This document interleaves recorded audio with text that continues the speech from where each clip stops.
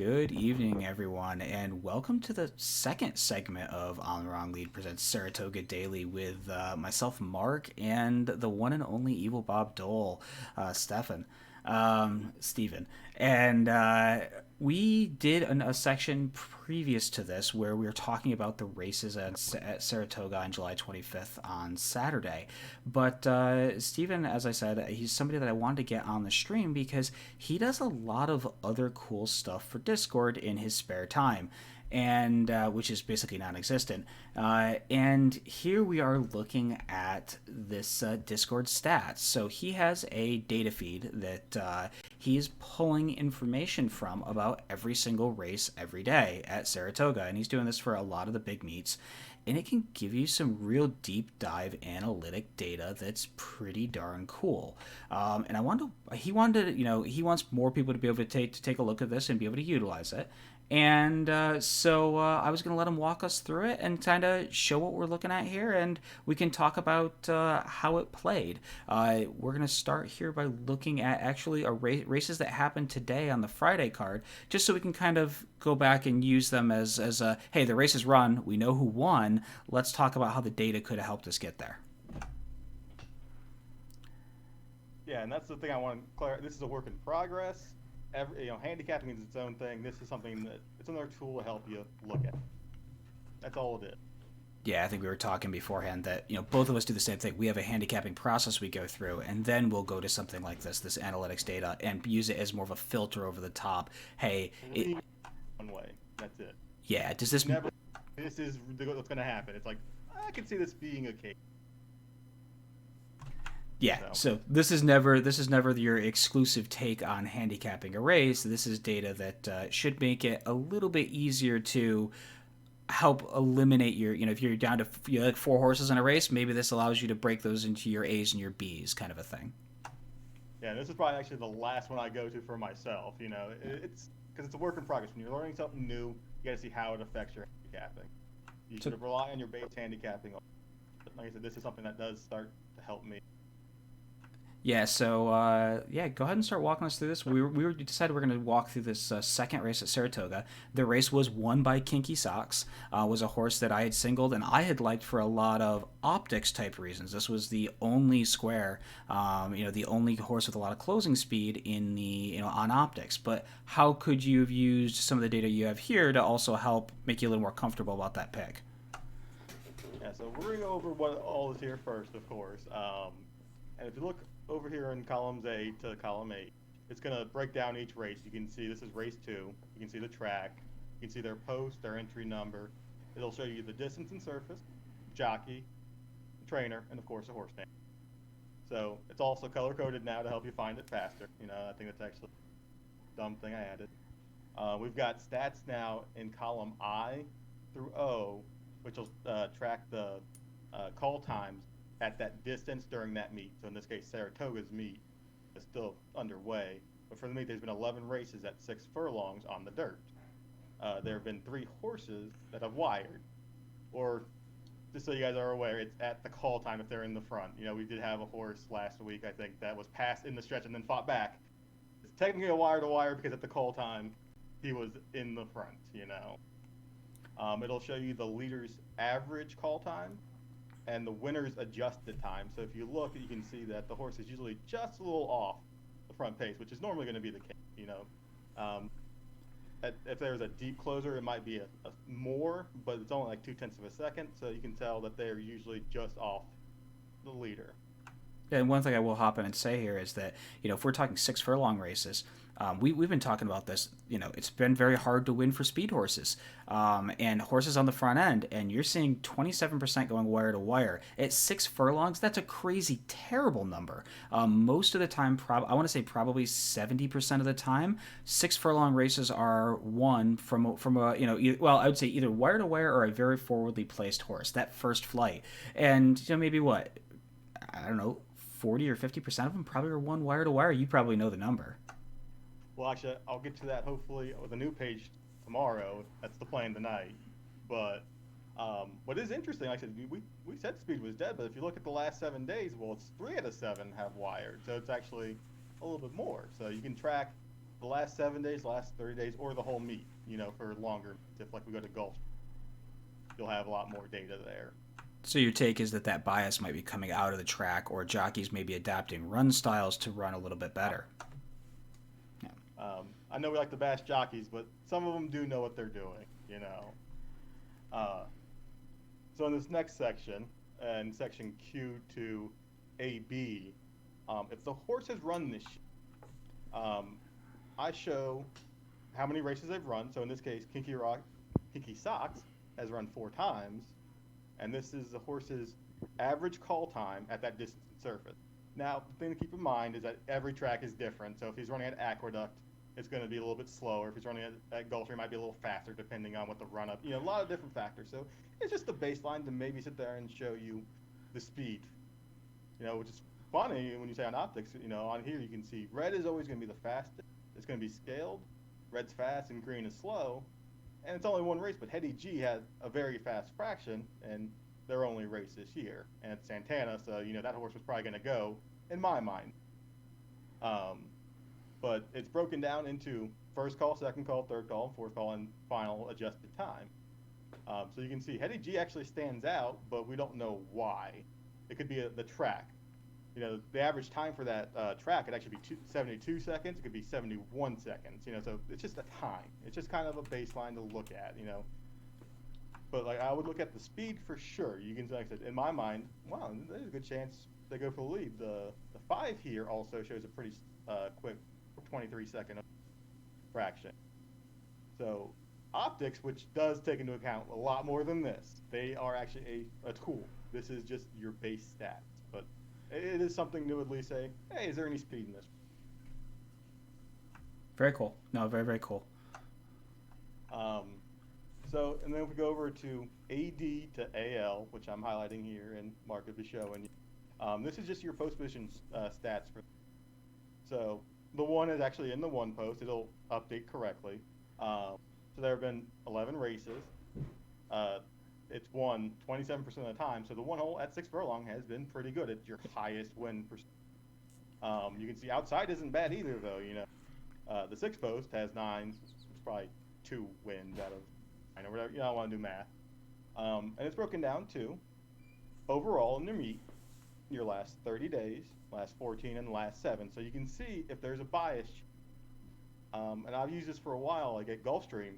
It was inside for the longest time, and there was a week where you would see it scale out. So it'd be like 30% for the meet, then 25, and all of a sudden it would go down, and the outers are going up. So it might be something you can keep track of. And of course, in Discord we do have already the pin stats for the last 3 years. So this is just the current meet.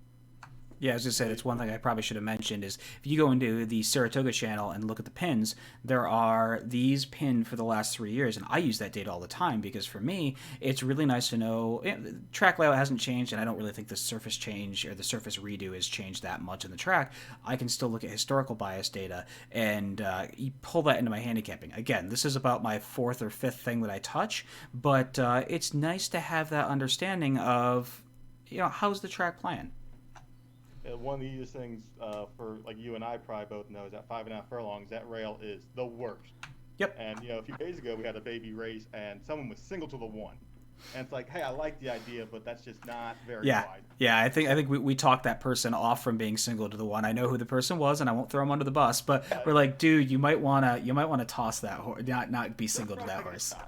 Stats do show you that hey, that's a you better be getting good odds on that. If he's 4 to 1, I don't want that price. In a 3% trainer or 3% post, or how are you going to bet a 3% trainer at 4 to 1, right? You shouldn't, unless it's the horse is amazing. So same thing with post positions. There is some bias there. In the long run, it will even out. So, so in the next column, we have a jockey breakdown because all these forms have different things they present to us. DRF is pretty good. Brisnet I think is a little lacking in my mind. And Timeform is great for figures, but their numbers are a little weird. So it'll show jockey information for overall for 2020 is what this is. So we can see Eric Kinsella is on Kinky Socks. He wins at about 15. He places 28% time and shows 41. a little scared that those numbers are wrong right now, but they should be right. I'm always making sure things are right. That's the goal. Like I said, it is a work in process. So if something is wrong, point it out to me, please.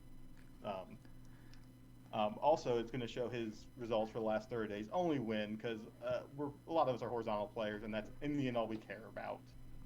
So it'll show the last 30 days, last 21, last 20, last 14, and last 7. So like Kinsella is 15%, but you can tell like right now he's cold. He's 5% over the last 7 days. He has 20 entries and 5% win. So That's probably a factor of Eric Cancel rides predominantly the Naira circuit, but if he's riding Aqueduct in the middle of February, he's going to have a lot better stats because he's one of the few jocks who is, versus Saratoga in the middle of the summer where you have a very deep competitive jockey colony. So this is nice because it gives you that. Oh hey, I look at Eric Cancel and I say, oh well, he's like 15% jock around the year, okay, but at Saratoga he doesn't get those mounts.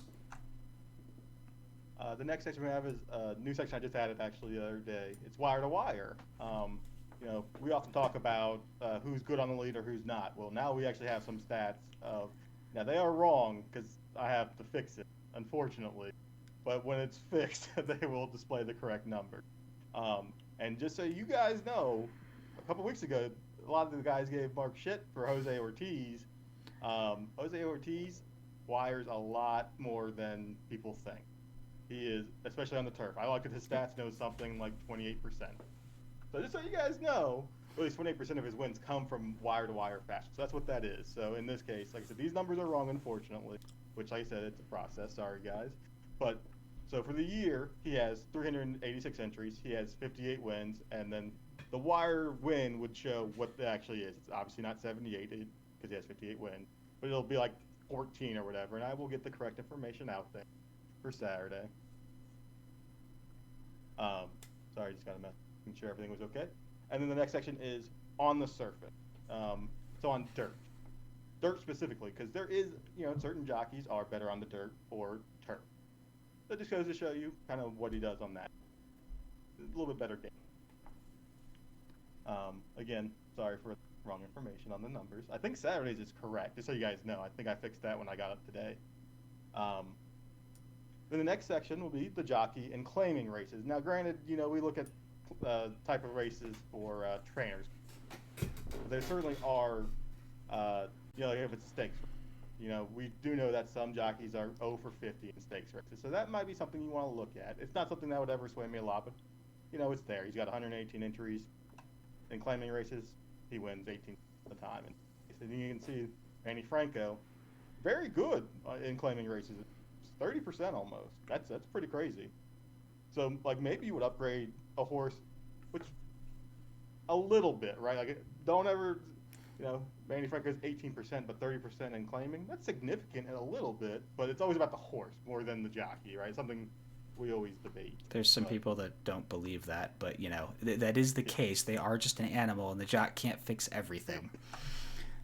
Yeah, we've always all argued, like, what percentage is the horse, what's the trainer, and what's the jockey? Well, you can't blame the trainer because once the horse is in the gate, it's the jockey and the horse. So it's like, well, Chad Brown, he didn't send them early enough. Well, that doesn't make sense, You should have, whatever. Then it'll show the jockey at the track, in this case, Saratoga. So like we said, he has 25 entries. He has 1 win. He's 4% win, 8% place, and 20%. So if you're looking at just a stat, you're like, man, how can I bet this horse? But that's why this is something that should lean you. And we'll go to the horse stats after this. So I just wanted to throw all this information out there first. And then it shows the jockey on the surface again, like overall on the surface. He has 311 wins. He's 17%. So if you compare that to his overall average, which was 15%, which you'll see at AP beginning column, it's about the same. And there's certain riders I think we all have biases. Like Manny Franco is, I think, like 18% on the year. On the turf, he's like 8%. But these last few weeks, he had some really good rides on the turf. So, you can never just discount someone just because of. Obviously, 8% is not 18, so it's half the amount. So he does win. It's not like he's 0%. Yeah, I mean, it's sort of like I think we always talk about the fact of how garbage Santana is on the turf.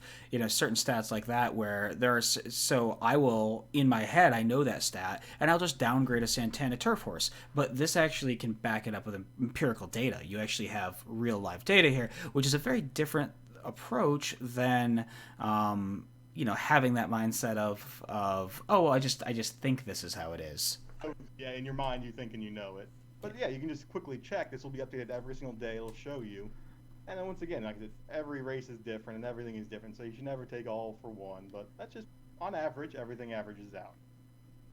So, and the next section is just the trainer stats for the same things. The trainer overall, last 30 days, last 21, 14, 7. The type of race, the track, and the surface. That's all the same except for the wire-to-wire stuff, which I haven't had, which I think could be interesting to look at. What trainers might tend to send more horses or have more horses, which I'll get there hopefully this weekend or next. Well, I mean, the West Ward things like the West Ward stat is very telling. You can see that overall he's hits at a fairly high percentage. He's been great right up to the last 7 days. What happened in the last 7 days? Oh, Saratoga started. Yeah. So he's obviously not had a good start to the meet for West Ward's normal standards. So since the trainer and jockey are pretty much basically the same stats, you just have to look at them. But you'll find gems in there. So like you said, look at the last 7 days or claiming races. I had messaged you the other day about Manifest Destiny, who was a horse that was 50-1, and it's like that trainer had 8 entries, but had 4 wins in claiming races. Is that a huge stat? No, but it's something you look at saying, hey, he has 27 races on the year. His only wins have come in claiming races, and you're getting an insane price. Is that a horse you're going to include in your horizontals? Probably not. But it's like, hey, I'm bored for a $2 win bet. You might do that, right? That horse could very well clunk up a C slot if you're playing a skinnier ticket where you're worried about that bomb potential. Again, this early sequence we had at Saratoga today, I was worried about a bomb coming in and winning. I wasn't worried about like the second or third choice. I was really worried about a 30-1 shot coming in and blowing up that ticket. Those are the kind that blow them up. If you have those kind of stats, it's helpful. I hopped over to the sire info section here. Yeah, so that CS is where the column starts. It pulls the actual sire information from the horse, and it's for every horse throughout the year. I don't show you whose it is because you look it on your phone. But the sire for the one, on average, he has basically 200 entries and wins at 16%. It's pretty high. I have noticed that about 10 to 12 seems to be average because you got to have the Chad Brown factor in here. Like sometimes he has 3 horses in a race, only one of them can win. So you're not going to get anything too absurd. I would say the one thing about a sire stats as well is a lot of us, if you've been doing this for years, again, I think both of us have been around this for a long period of time, you have that mindset of, okay, I know certain sires are good on certain conditions, and certain sires are better with sprinters versus routers versus things. If you're a newer player and you don't have all that stuff memorized, here it is. Nice and easy, pretty colors. Yep. Every stat that is for that race, so it's on the dirt at 6 furlongs, at the dirt and 6 furlongs, so and then all the surfaces and conditions, fast, firm, good, mud, and sloppy. As the year goes on, and hopefully multiple years as we're all around, we'll get even more data, and we'll see. Oh, in the mischief, we think he's a miler, but maybe he's actually okay at 9 furlongs. We'll see that stuff over time. That sire mud statistic is stupid on the one. Well, it's just only 4 entries, right?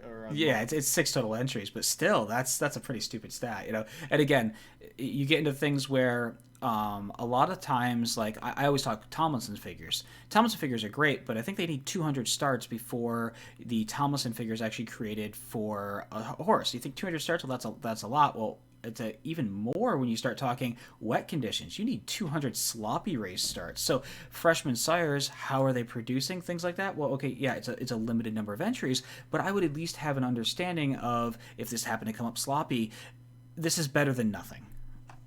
Yes, it's at least something to look at. Obviously, when you see a sample size of 1 in 100, no, you're not going to say that's a horse is not a must bet, So look at that stuff. And if a horse is over 25, that's a little telling too. You shouldn't ever toss it, but it's like, okay. Interesting. Yeah, and I was going to say, I just scrolled over to jock trainer combos, and had I seen those numbers, I would have felt much more comfortable. I obviously was very levered to that horse, and was a little scared about Cancel and some trainer I don't really know that well. But look at those stats; those jump off the page. A $4.57 ROI. Yeah, it's only 7 entries, but only 14% winners. So the winner stat doesn't jump off the page. What it is the place and show. So he's taking, and Davis Edmund is, or sorry, Edmund Davis is putting very well meant horses on Eric Cancel. So it makes you feel a ton better about the fact of, okay, these are connections I don't know, never heard of. Not even a big name. It's not a big name Naira jock or big name Saratoga jock. All of a sudden you feel a ton more comfortable there. I actually want to roll up now and look at stats on the Pletcher horse in the first. Yeah, and I usually keep these stats for the week, Okay. just because I don't want to clutter up too much. So it'll have Wednesday, Thursday, Friday, Saturday, Sunday. So Yeah, so there was a stat that a lot of people. I was singled to the 5 in the first leg here, and a statistic everybody's talking about is last year at Saratoga, Manny Franco up for Todd Pletcher was 0 for I think 18. It was a big statistic, but he was an 0 for. But if you look at something like this, you see, okay, he's got 0% wins, but look at there's a bunch of place horses and a lot of show horses. So what's happening is it's probably just you need a bigger sample size to really have that mean anything. And you're saying, okay, these are well-met horses. Todd isn't just using him to ride some clunker that he's trying to dump. These are well-met horses. And it makes you feel a little more comfortable about some things. So, I mean, I find this pain to be exceedingly helpful. I'm a big formulator person, talk about it all the time. Formulator gives you a percentage, but that percentage is only on the win. It's really nice to have the place and show percentages. And that's another thing. If you guys want a stat on this, reach out to me either in PM or on the channel. Just at me, and I will look and see if I can do it. Someone asked for 2-year-old stats a while ago, saying, "Hey, buy all posters and at all tracks."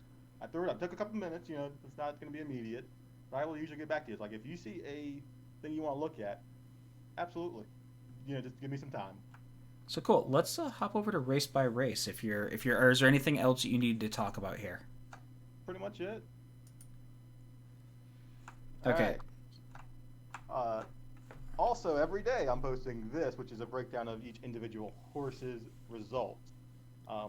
May not have all of them. There's some bugs, and like I said, this is very much a work in progress. I can't stress that enough.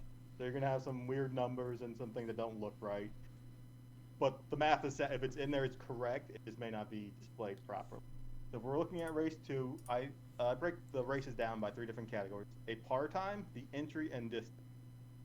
The par is I have it written down here. Let me read off of a sheet. Yeah, it's basically Breyer, or all the form products before they started using a track bias offset. We're using basically a raw number that was created by the actual raw time. So there's no this is a fast track, this is a slow track sort of offset number in here. This is raw data that is the time finish time of the race that is then spun into a number effectively.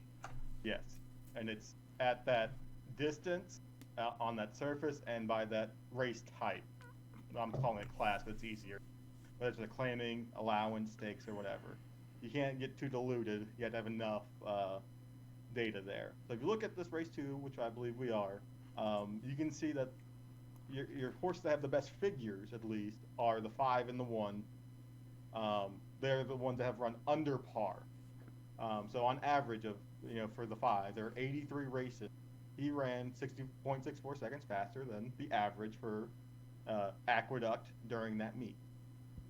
I'm just going to throw this out there, and I think we all know certain tracks are better than others, or more consistent. Like Aqueduct is probably the least reliable track out there with any figure, whether it's time. No, Gulfstream is worse. Yeah, I get you. But, yeah, so I was going to say the one thing to note with this kind of thing with a par time is it gives you really good data. The thing you have to be a little bit understanding of is that this is not that run up will have a massive difference in these, and this is not accounting for run up. The 5.5 on the inner turf at Saratoga is notorious for having a bit of a wonky run up and the times being inaccurate. So the data is what the data is, and it's still the old, shit in, shit out kind of mentality. If you're not, if the raw times are painting an odd picture, this is going to be a little funky. But this is kind of for 95% of the time, this is pretty good stuff. It's just something to look at, saying who has run a winning race. That's the term I like to use. Sometimes the horse that finishes second would win that race against a different set of horses. It's a good enough race. So, and you can see it on the form, of course, but this is another way to see it. Like on the form, you cannot sort any information. The matches you can just sort by highest buyer. That'd be something nice you could do. But we're stuck in 1990 and not trying to innovate. I'm trying to at least do something different, and like I said, work in progress. We'll see what we get. So yeah, like I said, the part time is just that. I've broken it down into the actual race run time. So this was the call at that race, adjusted the splits, I should say, because I'd rather see the split times than the 22 and then 46. Although I did make a mistake on that one because that should actually just show 24. Yeah, you're fine. I would say we're returning back to this horse we were talking about, this Kinky Socks horse. So you can see Kinky Socks has won 2 races up here that would both be probably winning races at this level, both of those races. The other thing that's interesting is here is you put the class. So you can see has run at this sort of a class type in a claiming race.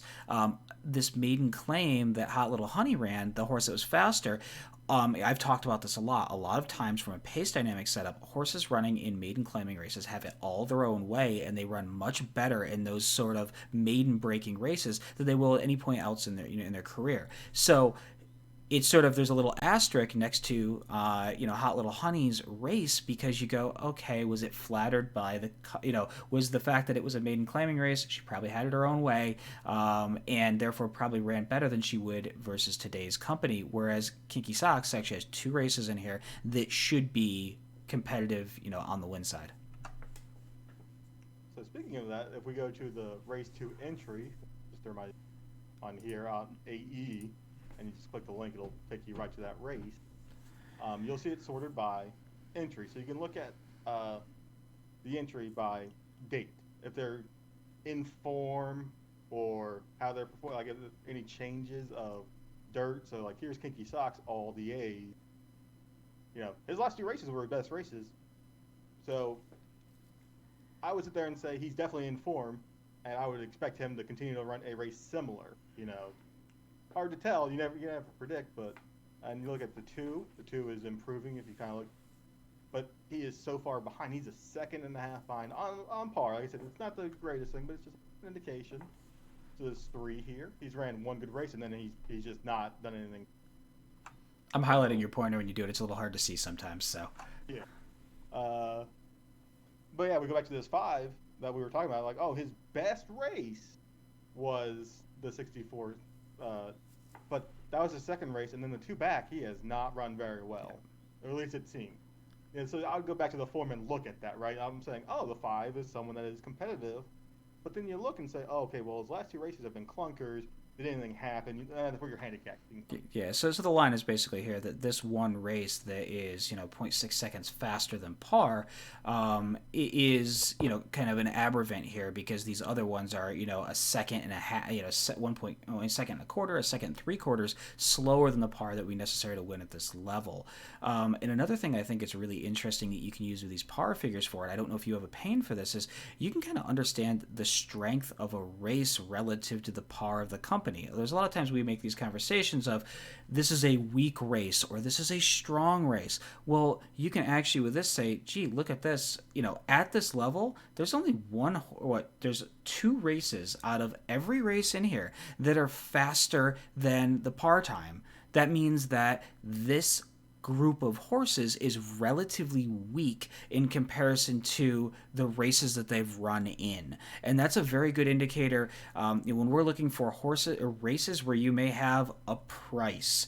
If you can find weak races oftentimes produce prices. So it's a real quick way to say, oh, hey, this might be a race that you'd want to go fishing for a price. Obviously the favorite did win this one, but we're just looking at one race. So I want to point out a little bit that sometimes the times are misleading. Last weekend at Saratoga, the CCA Oaks was ran. It was at 9 furlongs. It was a stakes race, of course, and then on Sunday they also had another stakes race. Well, it was females on Saturday, and then the boys on Monday. All the boys ran a second faster. Now, granted, that CCA Oaks we think was a little weak, Yeah. or at least a little suspect, right? We don't love, it was a great race, just not a very formful one, you know. But I'll try and get it up before we finish. But sometimes you can see that they're a second slower than the males, but that's just males are usually a little faster, so they're all in there. So that can skew the data, especially with limited size. Yeah, I would say I would actually disagree with you there. I would say that CCA Oaks is for younger horses, and oftentimes there's sort of that. Normally, where the males catch up to the females is the sort of beginning of their 3-year-old season, that sort of March, April, May timeframe. Oftentimes, 2-year-old fillies will run faster races than the boys. But I understand where you're coming from. If you look at large sample size, your average race, normally that's a thing you can say. So the last one I have sorted by is distance, which is just another thing of a quick look of, if a horse is stretching out, looking out, you can just see, here are all the races at 8 furlongs, here are all the races at 6. Are they doing better at one distance? Just a quick little glance look. It's not too fancy. Yeah, and this is again that conversation that we were having last night on the stream where we were talking about, does a certain horse want this distance? Is this too much distance? And if you see a horse that they've run 3 or 4 different distances, and you say, oh, geez, as they got longer, the par times inherently got worse, the par time gets worse. You can say, well, maybe them trying to stretch it out today is a really bad idea. So there are other tabs on here too, of course. I think some are pinned and some are not. I know we didn't talk about this beforehand, so I don't mean to catch you off guard, but there are Saratoga trainer stats for the last 3 years. It's a tab down there. You just click, it'll take you. Once again, it's just all the trainers, and it has the jockey one on there. It's just all that information is now on here as well. And you can easily say all the trainers by last name if you're their CA column. You can click on it. It's like all trainers by last name. It's sorted by last name. So like, oh, how is John Kimmel at Saratoga, and I'll have all that information on there. So I was going to say, I just highlighted a thing. There is this common misconception that Chad Brown is a turf trainer and he does not do well on dirt. Well, if you look right there, he's a 25% turf trainer at Saratoga and he's a 23% dirt trainer. I think he's pretty good at kind of everything, right? I mean, obviously, that doc was like 4 or 5 years ago, and people still want to hold on to these things like, hey, this bias adapt to your play style with the information that you. Yep, exactly, and that's data which disproves something that I even hear from a bunch of the regular On the Wrong Lead members that say all the time. So this is really good information. It's raw empirical data. It's hard to argue with that. So it's trainers. It's you can just see the dirt by itself. If you just go there, it's going to show you the best dirt trainers. I was to say something that I really like that you've done here is you've broken this down by distance. So if we're talking, I don't know, let me think of a guy I think of as a classic shorter distance trainer. Georgia Breyer, the top one there. He's somebody I would think of as more of a sprint trainer. He's going to be this top entry here. If we start scrolling over, you're going to see that, 5.5 is a 15% trainer, and he doesn't have a lot of starts, but anything that's not 5.5 on the dirt, he doesn't do very well at. You get over the turf, and you can see he's also his number, on some of these longer, he's fairly okay on routes, and then he has this sort of 9 furlong wins. So, I always had that misconception. I guess it is a misconception. Data proves it that he was more of a sprinter trainer, and I guess he does fairly well with horses going a little further. At least at Saratoga in this. At least at Saratoga. I'm trying to think, is there somebody that's got that you can think off the top of your head that's got a really pronounced sprint trainer bias? I look at the jockeys, but like I said, Ricardo Santana is the one that stood out to me, and that's why I was so volatile. In our other video, so if you go to the jockey section and go over there, like he will, as we talked about, like Franco and Santana are guys that we don't want on the turf. They're not tosses, but if you go to just the dirt entries for. Yep, I just pulled it up here. I pulled Santana off because I did say that earlier. If you look at Santana, he is right here. And so at 5.5 furlongs, he has 30 entries. He's 27% At Yeah. 6 furlongs, he's 19%. Yeah, so it's very pronounced. You can see 27, 12%, 19%, and then as the distances get further, less and less and less and less Santana wins. So there's certain jocks like that, and you can see as you get out to anything classic distance, he's just got like nothing. So he's a jock that you probably downplay a little when you're talking a little longer distance at Saratoga. Now, I will say this could be a factor of some of the mounts he gets in his style. Yeah. Santana is known as a very aggressive, very kind of, I want to say hustle bug kind of a jock. Very positionally aggressive, very sort of out of the gate aggressive. Those are the kind of guys you want in a sprinter.